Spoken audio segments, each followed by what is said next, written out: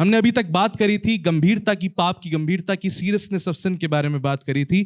फिर हमने बात करी होलीनेस ऑफ गॉड के बारे में कि परमेश्वर किस रीति से पवित्र है। फिर हमने बात करी जस्टिफिकेशन के बारे में, जहां पर हमने देखा कि किस तरीके से परमेश्वर यहोवा जो पवित्र है, इंसान पापी है, पाप की मजदूरी मृत्यु है, तो इंसान को नरक में नष्ट होना चाहिए, अनंत काल की मृत्यु से मिलनी चाहिए। लेकिन तब भी जस्टिफिकेशन के कारण जो प्रभु यीशु मसीह में एक विश्वास करने वाले को मिलता है, वो व्यक्ति अपने पाप के दंड से छुटकारा पाता है, अपने पाप के दंड से सैल्वेशन को प्राप्त करता है।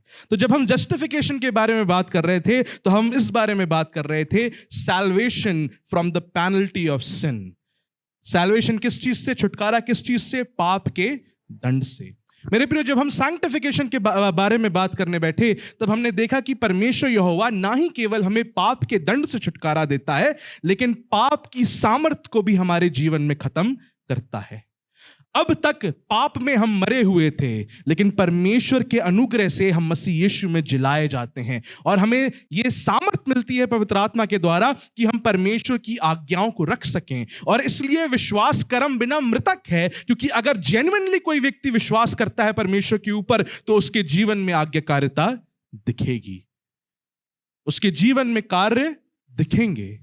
अब्राहम परमेश्वर यहोवा पर भरोसा रखता था और इसलिए लिखा हुआ है कि उसका विश्वास उसके लिए धार्मिकता गिना गया। लेकिन याकूब अब्राहम का ही जिक्र करते हुए हमको बताता है कि किस तरीके से विश्वास करता था, तो विश्वास उसका इस कार्य में नजर आया कि वो अपने बेटे इसहाक को कुर्बान करने के लिए ले गया।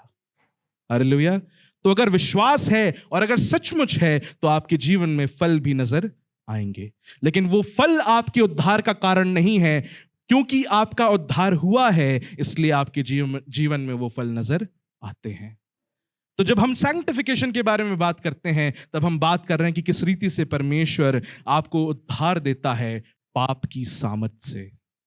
जो आपके जीवन को जकड़े हुई थी, जिसमें आप मरे हुए थे, परमेश्वर उस सामर्थ को आपके जीवन से खत्म करता है और अब आप अंश अंश करके मसीह के स्वरूप में बढ़ते जाते हैं। आप संपूर्ण रीति से सिद्ध नहीं होते। हाँ, पाप तब भी वास करता है, लेकिन अंश अंश करके आप मसीह के स्वरूप में बढ़ते जाते हैं। और इसमें पवित्र आत्मा भी आपके जीवन में कार्य करता है और आपकी भी जिम्मेदारियां हैं कि आप भी अपने आप को संयम के साथ, सेल्फ कंट्रोल के साथ परमेश्वर के वचन को पढ़कर और प्रार्थना को करके अपने आप को इस पवित्रकरण में आगे बढ़ाते जाएं। अब जब हम तीसरे सेशन में, जब हम इस पर्टिकुलर सेशन में आते हैं जिसमें हम ग्लोरिफिकेशन के बारे में बात कर रहे हैं, तो हम यहां पर देखेंगे कि अल्टीमेटली अब परमेश्वर किस चीज से हमें छुटकारा देने जा रहे हैं। हालेलुया। तो खुदा के कलाम से मेरे साथ निकालिए रोमियो उसका 8वां अध्याय, और मैं चाहता हूं कि कोई 16 से लेकर 17वीं आयत को पढ़ने में अगुवाई करे। रोमियो उसका 8वां अध्याय 16 से लेकर 17वीं आयत को कोई पढ़ने में अगुवाई करे। आत्मा आप ही हमारी आत्मा के साथ गवाही देता है कि हम परमेश्वर की संतान हैं, और यदि संतान हैं तो वारिस भी, वरन परमेश्वर के वारिस और मसीह के संगी वारिस हैं, कि जब हम उसके साथ दुख उठाएं तो उसके साथ महिमा भी पाएं। तो उसके साथ महिमा भी पाएं। हालेलुया। उसके साथ अगर दुख उठाते हैं तो उसके साथ महिमा को भी उठाएंगे। ये एक ऐसी कलीसिया से बात करी जा रही है रोमियो की, और यहां पर कलीसिया को बताया जा रहा है कि देखो, तुम्हारी जिंदगी में क्योंकि तुम मसीह यीशु पर विश्वास करते हो, तो इस वजह से सताव आएगा, तुमको पीड़ित किया जाएगा। और केवल विश्वास के कारण ही सताव हमारे जीवन में नहीं आता है, सफरिंग्स हमारे जीवन में नहीं आती है, क्योंकि हम पाप से प्रभावित इस संसार में जी रहे हैं। इसलिए हमारे शरीर में और हमारे इर्द गिर्द जो सफरिंग है वो बनी रहती है, जो पीड़ा है वो बनी रहती है। आप जानते, जब आदम ने पाप करा तो भूमि को श्रापित ठहराया गया था कि वो ऊंट कटारों को उत्पन्न करे। तो एक तरह से आदम के पाप के कारण ना केवल उसकी संतान प्रभावित हुई, लेकिन ये सृष्टि भी प्रभावित हुई और पाप से प्रभावित है। और इसलिए जरूरी है आज की सुबह हमारे लिए देखना कि किस रीति से परमेश्वर अपने कार्य को अल्टीमेटली पूरा करने जा रहे हैं जब मसीह यीशु लौट कर आएंगे। हमें सबसे पहली चीज क्या बताई गई है कि हम वारिस हैं मसीह यीशु के साथ, परमेश्वर के वारिस हैं, उसके राज्य के वारिस हैं। जब वो लौट कर आएगा तो वो जो परमेश्वर ने हमारे लिए रखा है वो हमको मिलेगा। अगर हम दुख उठाते हैं उसके साथ तो हम उसके साथ महिमान्वित भी किए जाएंगे। और फिर कलीसिया को उत्साहित करते हुए पौलुस ये आयत लिखता है और कहता है, क्योंकि मैं समझता हूं कि इस समय के दुख और क्लेश उस महिमा के सामने जो हम पर प्रकट होने वाली है कुछ भी नहीं। हालेलुया।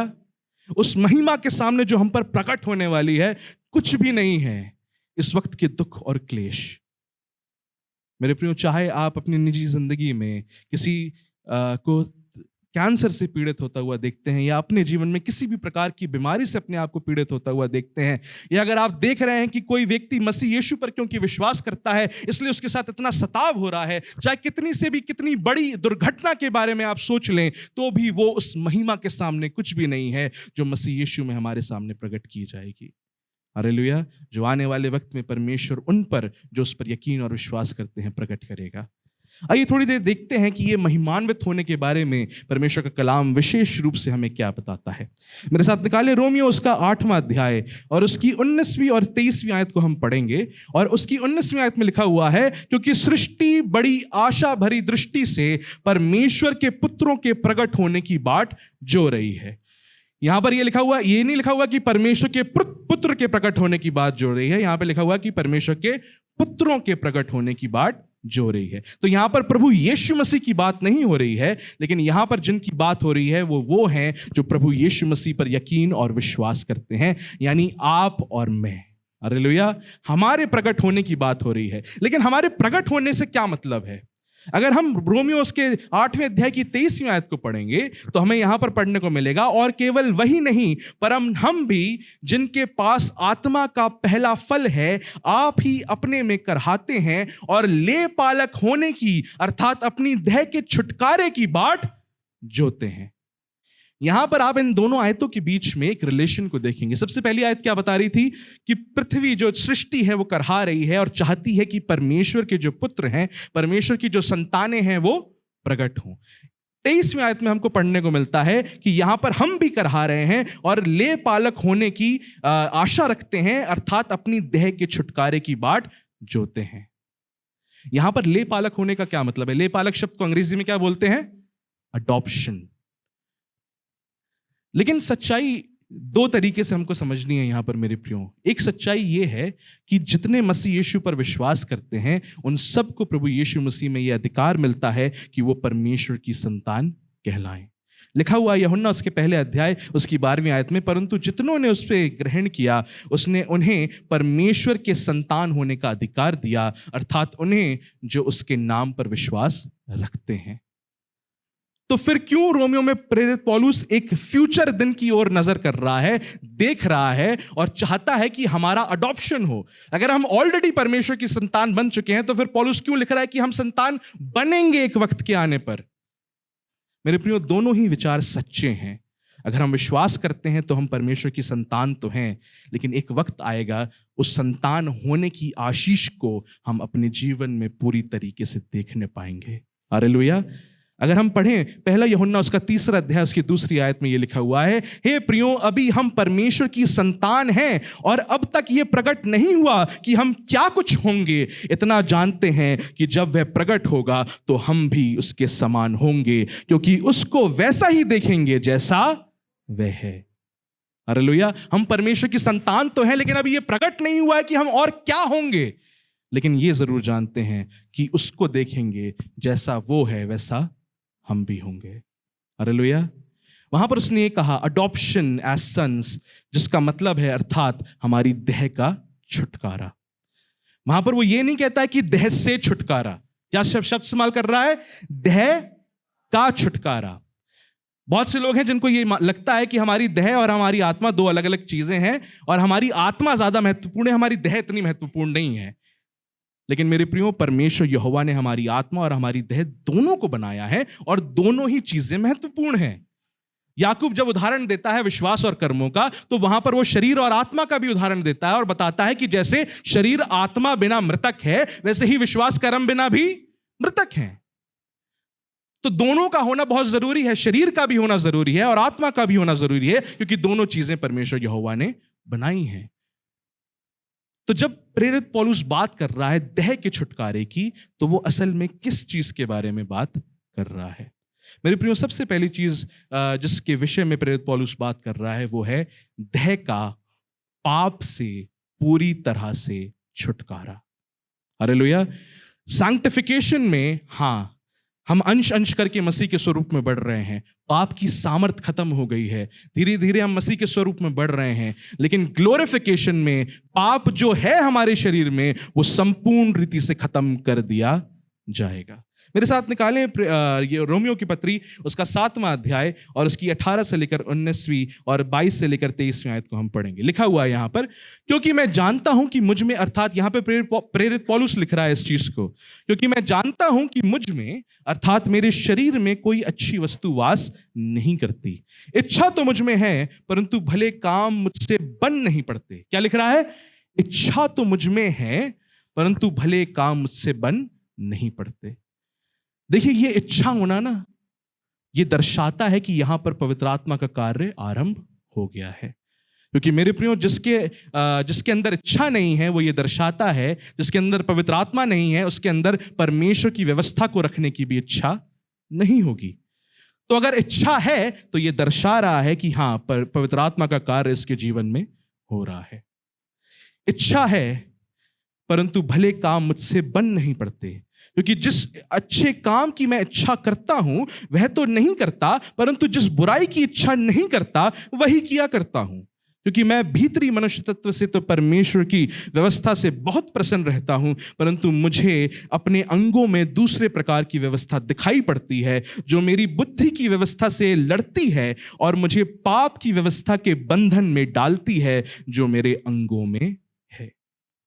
यहां पर वो बात कर रहा है, प्रेरित पौलुस इस चीज को बता रहे हैं हमको कि मेरे प्रियो, जब तक आप इस शरीर में हैं, इस देह में हैं, तब तक इस देह में आप एक अलग ही प्रकार की व्यवस्था को देखेंगे। आप पाप की व्यवस्था को देखेंगे और कई बार इसी जीवन में आप परमेश्वर की आज्ञाओं को सिद्धता से रखने में फेल होंगे।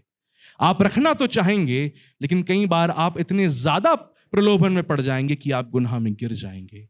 लेकिन तभी तो परमेश्वर का कलाम हमें यह बताता है कि अगर कोई गुनाह में गिरता है तो वो परमेश्वर के सामने जाकर अंगीकार करे और मान ले कि वो गुनहगार है, तो परमेश्वर यहोवा विश्वास योग्य है उसे क्षमा करने में और उसे उसके गुनाहों से साफ करने में। हालेलुया।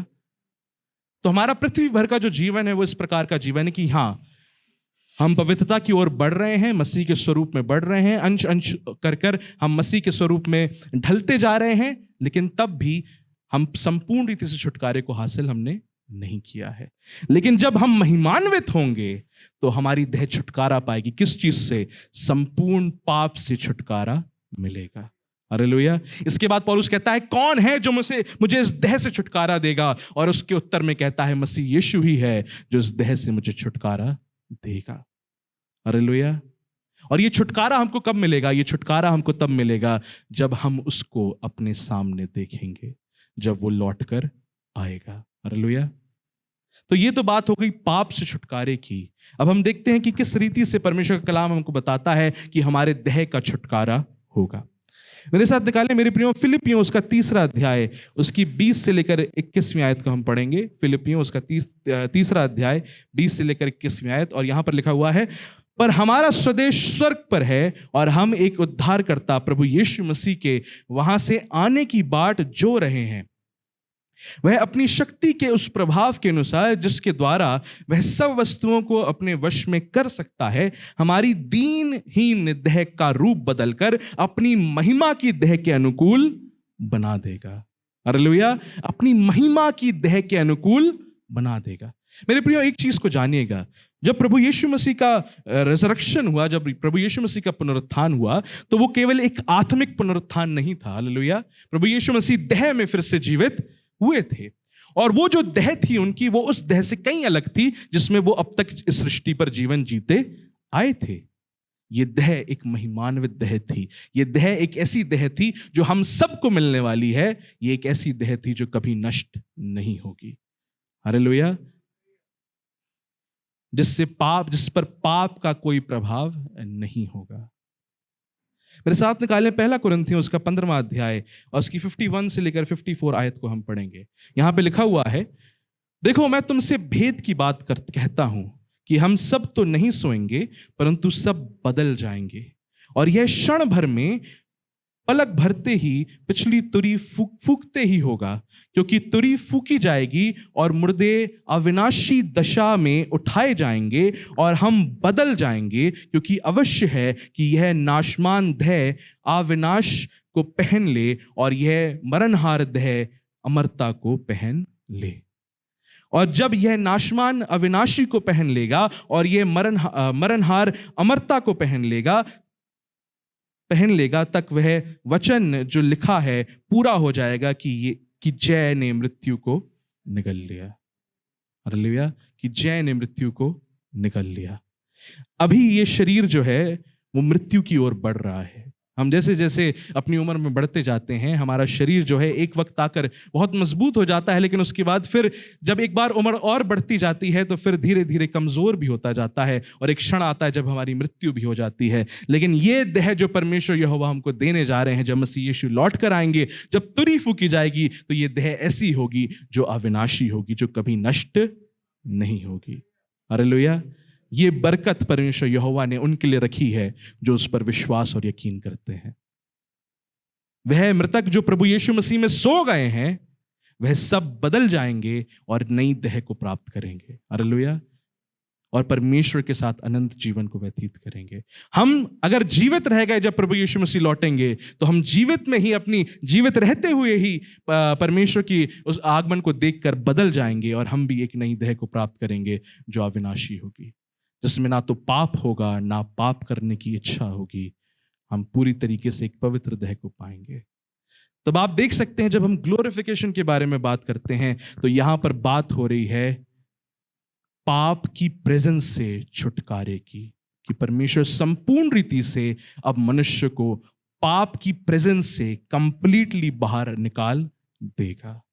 हालेलुया। तो आप 3 प्रकार के सैल्वेशन को समझे। Salvation from the penalty of sin, पाप के दंड से छुटकारा। फिर हमने बात करी किस तरीके से सैंक्टिफिकेशन में कि परमेश्वर यहोवा हमें उद्धार देते हैं पाप की सामर्थ से, और हम बात कर रहे हैं कि किस तरीके से परमेश्वर यहोवा हमें छुटकारा देंगे पाप की उपस्थिति से, पाप के अस्तित्व से। हालेलुया। मेरे साथ निकालिए रोमियो उसका 8वां अध्याय उसकी 18 से लेकर 23वीं आयत। क्योंकि ये जो छुटकारा है ना मेरे प्रियो, ये जो ग्लोरिफिकेशन है, ये केवल मनुष्य जाति तक सीमित नहीं है, वरन परमेश्वर संपूर्ण चीज को ग्लोरीफाई करने जा रहे हैं। और हमें ये पढ़ने को मिलता है रोमियो उसका 8वां अध्याय उसकी 18 से लेकर 23वीं आयत में। यहां पर लिखा हुआ है, क्योंकि सृष्टि बड़ी आशा भरी दृष्टि से परमेश्वर के पुत्रों के प्रकट होने की बाट जो रही है। अभी हमने समझ लिया कि परमेश्वर के पुत्रों के प्रकट होने की बात क्या है। यीशु मसीह लौटेंगे और हम सब बदल जाएंगे, एक नई देह को प्राप्त करेंगे जिसमें पाप नहीं होगा, जो नाश नहीं होगी, जो बीमार कभी नहीं पड़ेगी। हालेलुया। लेकिन सृष्टि क्यों आशा भरी दृष्टि से देख रही है? क्योंकि सृष्टि अपनी इच्छा से नहीं पर अधीन करने वाले की ओर से व्यर्थ के अधीन इस आशा से की गई कि सृष्टि भी आप ही विनाश के दास्तव से छुटकारा पाकर परमेश्वर की संतानों की महिमा की स्वतंत्रता प्राप्त करेगी। फिर से हम उसी तरफ लौट रहे हैं कि आदम के पाप ने इस संपूर्ण संसार को प्रभावित किया है। यह संपूर्ण संसार आदम के पाप के कारण प्रभावित है और इसलिए नष्ट होने की तरफ बढ़ता जा रहा है। ये संसार धीरे धीरे, हम सब मनुष्य जाति जानते हैं कि हमारे जीने के लिए भी इतना अच्छा नहीं बाकी रह रहा है। धीरे धीरे जो हमारी जीने की स्थितियां हैं वो और कठिन होती जाएंगी, क्योंकि जो नेचुरल रिसोर्सेज हैं वो हमारे पास बचेंगे नहीं। तो एक तरीके से जो क्रिएशन भी है वो नाश होने की ओर अग्रसर होती जा रही है। लेकिन जब प्रभु यीशु मसीह लौटेंगे तो ये क्रिएशन भी जो है उसकी वो छुटकारे को प्राप्त करेगी। हालेलुया। क्योंकि हम जानते हैं कि सारी सृष्टि अब तक मिलकर करहाती है और पीड़ाओं में पड़ी तड़पती है, और केवल वही नहीं पर हम भी जिनके पास आत्मा का फल, जिस पहला फल है, आप ही अपने में करहाते हैं और ले पालक होने की अर्थात अपनी देह के छुटकारे की बाट जोते हैं।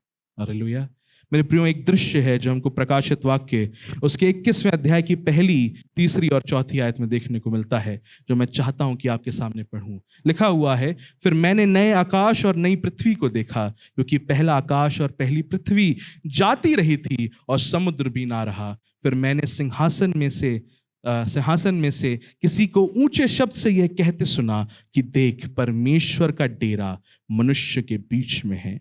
वह उनके साथ डेरा करेगा और वह उसके लोग होंगे, और परमेश्वर आप उनके साथ रहेगा और उनका परमेश्वर होगा, और वह उनकी आंखों से सब आंसू पोंछ डालेगा, और इसके बाद मृत्यु ना रहेगी और ना शोक, ना विलाप, ना पीड़ा रहेगी।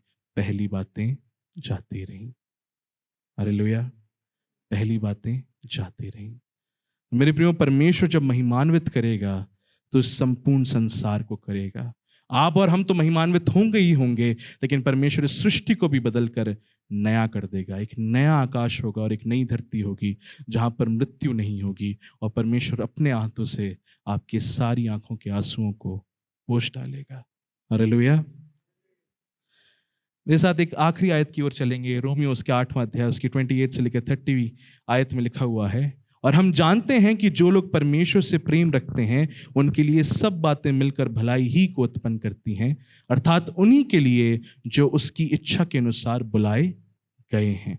सब बातें मिलकर भलाई को उत्पन्न करती हैं। आज हम देखेंगे कि ये भलाई है क्या, असल में किस भलाई की ओर हमको परमेश्वर जो है वो लेकर जा रहा है। क्योंकि जिन्हें उसने पहले से जान लिया, उन्हें पहले से ठहराया भी है कि उसके पुत्र के स्वरूप में हो, ताकि वह बहुत भाइयों में पहलौटा ठहरे। हालेलुया। हमें पहले से परमेश्वर यहोवा ने ठहरा दिया है, जगत की उत्पत्ति से पहले चुन लिया है। इफिसियों उसके पहले अध्याय में लिखा हुआ है कि परमेश्वर ने हमें जगत की उत्पत्ति से पहले चुन लिया है। किस लिए चुन लिया है? ताकि हम मसीह के स्वरूप में हो, ताकि वो बहुतों में पहलौटा ठहरे। फिर जिन्हें उसने पहले से ठहराया उन्हें बुलाया भी। हालेलुया। जिन्हें परमेश्वर यहोवा ने पहले से ठहराया, यानी आप सब जो उस पर विश्वास करते हैं, माता की गर्भ में पड़ने से पहले परमेश्वर यहोवा ने आप पर अपना चित्त लगाया, आपको जाना और आपको चुन लिया कि आप उसके बेटे पर विश्वास करके उसकी संतान बने। जिन्हें उसने पहले से ठहराया उन्हें बुलाया भी। आपके पास सुसमाचार पहुंचा। आप संभवतः एक ऐसे परिवार में पैदा हुए जहां पर आपने सुसमाचार सुन लिया, या अगर आप परिवार में पैदा नहीं भी हुए थे तो आपको किसी ने आकर सुसमाचार सुनाया, आपको बुलाया भी गया, ठहराया गया, फिर बुलाया गया, और आपने यकीन करा और आप आए भी। जिन्हें उसने बुलाया उन्हें उसने धर्मी भी ठहराया है। आपने विश्वास करा और आपका जस्टिफिकेशन हुआ, आप धर्मी भी ठहरे, और जिन्हें धर्मी ठहराया उन्हें महिमा भी दी है।